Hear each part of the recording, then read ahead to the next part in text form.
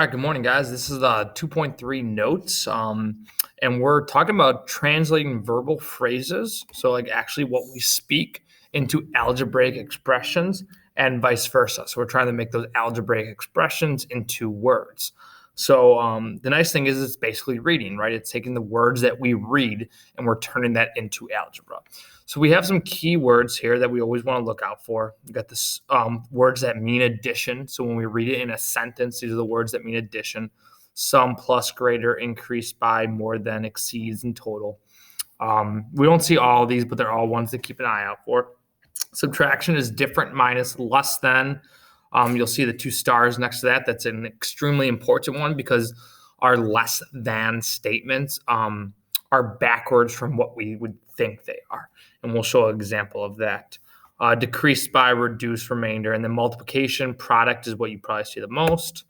Multiplied twice. Twice means times two, right? So something that is twice as big is times two. Okay. Times percent of and each. And then quotient is a word we don't hear a lot, but that means division. And that's probably the number one that you'll see for division, the quotient of something. So these are all words. Most of them you probably have seen before. Some of them maybe not. But that's what we're working on today. Okay. So we're going to construct an algebraic expression here based on what we read. So if you are paid 5 cents, so that is one of the numbers we're going to need to use, for each can. So if you return a can in many other states like Michigan, you get money back. Okay.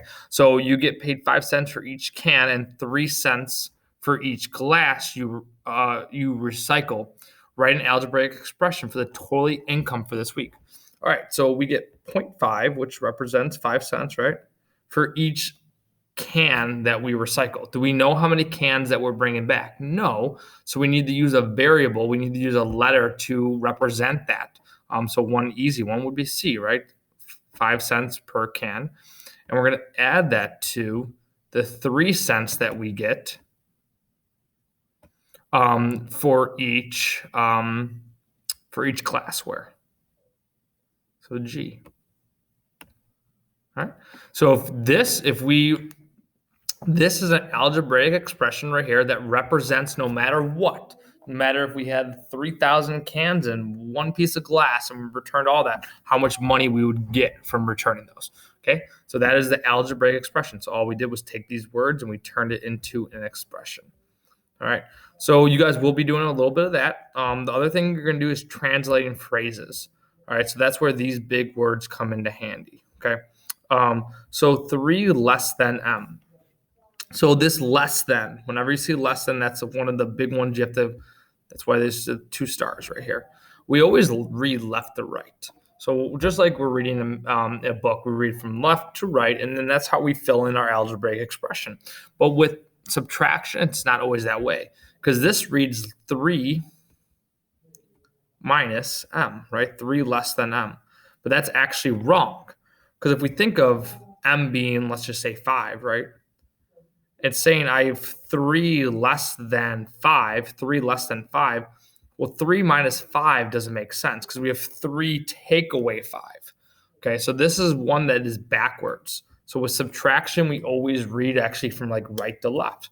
So we have M is less than 3. Okay, so that is your algebraic expression for 3 less than M. Okay, let's the next one. The product. So we just have to think of what is product. Well, we can go up here. Product is right here, multiplication. So we have the product of 5 and x. So that means multiplication. Well, with multiplication, we can just write it as 5x. Okay? Or you can write it as 5 times x using a dot. The only thing we do not use is the x. Or we can write it as 5x. So those are all examples of what you could do. Okay, the quotient. The quotient, again, that's the word I tell you guys don't hear a lot, but that means division. The quotient of n and 7. So that's n divided by 7. If you wanted to write it like n divided by 7 as well, you could.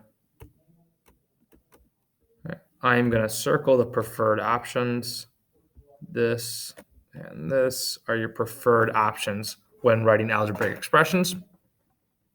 All right, then we have 5 decreased by the product of 3 and a number. So we have 5 decreased by the product means multiplication of 3 and a number. We don't know what the number is, so we're just going to put x. There we go. Okay, so that's a two-parter. So we have to read that in pieces. And then the difference, okay, what is difference? Oh, here we go, subtraction. So that's difference right there. The difference of a number and 3. So the difference of a number, we don't know what the number is, and 3,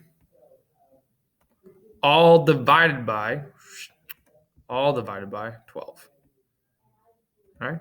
So basically, we're just reading from left to right, and we're making it into an algebraic expression. So not too hard. We just got to look for the words. Once we find the words, it's pretty simple. All right, now we're going to do the opposite. So now we're going to translate this into a verbal statement. So it's just basically reading out loud. 25 times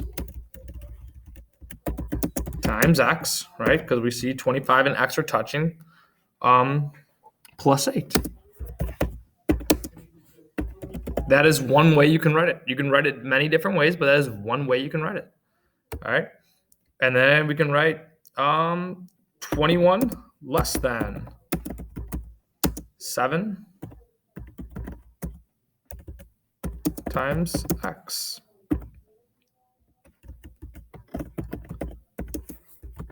Or you can write it as 7 times x.